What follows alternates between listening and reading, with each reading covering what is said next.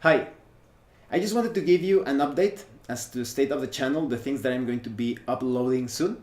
But first, I want to inform you that the Great Sword role-playing game has just received a massive update. If you haven't seen my review of the Great Sword role-playing game, I recommend that you check out the link in the description below. It's a high fantasy role-playing game, very high fantasy. It's up there with Anima Beyond Fantasy in terms of over-the-top combat and world-changing situations. So please check out my review of the Great Sword role-playing game. And before I forget, maybe some of you will be interested in knowing that the Anima Beyond Fantasy role-playing game is going to get a second edition, probably by the end of this year or the next. You never know with release dates. But in this second edition of Anima Beyond Fantasy, there are going to be many changes. For example, the system is going to change to a D10 style of system, and there are going to be so many tweaks and changes to the point that the compatibility with the other Anima books is going to be quite reduced. According to some videos in Spanish and some forum posts, there will be some compatibility, but it's going to feel like almost like an entirely new system. So we'll have to wait and see. You never know about these dramatic changes in role-playing games. And speaking of which, I'm actually playing the Anima Gate of Memories computer game.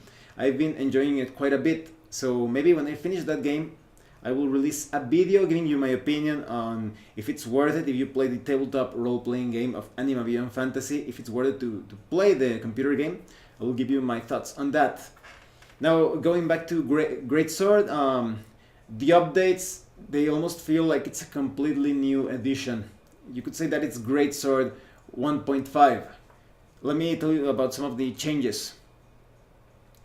And the damage and health points have been reduced to a wounds-like system with much lower hit points and damage levels. So battles are going to be faster, deadlier. It's going to be a grittier type of game, even with those over-the-top powers and magic. And many rules have been streamlined. There are going to be more magic items. There's also greater class balancing. You have way more characters in the bestiary section. And the core rulebook now contains an entire sandbox campaign setting, set in the free city of Last Chance. It says here that original names have been restored. I don't know what that means. Hopefully something good. And there's more art, and the website has also been updated. I'm really happy that they added more illustrations because the art in Great Sword is quite brilliant.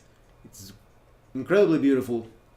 Please check out my review. If you haven't seen it, I use many of the illustrations of the core rulebook there. And I think the designer, Daniel, also has a Patreon set up to receive support and develop more material for Great Sword. If I find a link, I will put it in the description below. So it's great that this massive update has been applied to Great Sword. I already had a very high or favorable opinion about the game, the world, the system. So with this, things are just going to get even better. So for those of you that have already purchased Great Sword, please download the newest version that feels like a new edition, because you're going to get all of that. And if you haven't seen Great Sword, you really need to check that game out. Now, about the things that I'm going to bring out soon. Well, I'm going to bring out more RPG reviews, of course. I'm focused on 2 RPG horror products. One on the old school Renaissance and weird horror side of things. And the other is more of a religious type of horror. A lot of you already know what I'm talking about. So I hope you will check out those reviews. I'm also going to bring out more comic book reviews. This is somewhat recent on the channel. Maybe you haven't seen my review of the Lobo comic book. I'm going to put the link in the description below. That's from the Era the Empowered role-playing game universe. I'm also going to bring out more war games related reviews. Flintlock, of course, but I'll see if I can squeeze in some All-Out War, some The Walking Dead All-Out War material as well. I'm also going to continue with my multi-part review of Vampire the Masquerade 20th Anniversary Edition.